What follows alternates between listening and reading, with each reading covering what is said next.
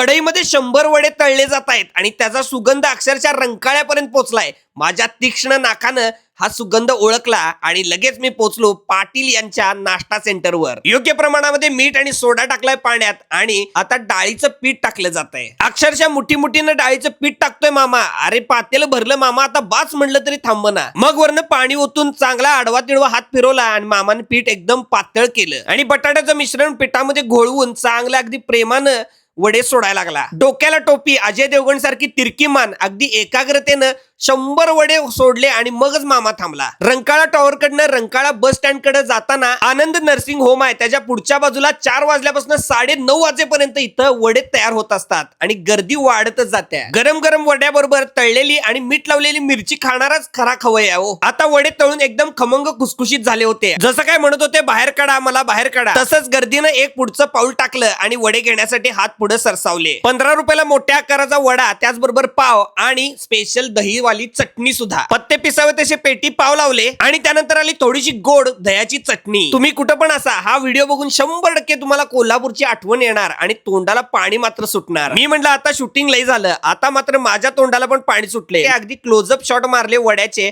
आणि खायला बसलो. फुंकून खाल्ले कारण की गरम होते. एक नंबर क्वालिटी. नक्की ट्राय करून बघा. फॉलो करा.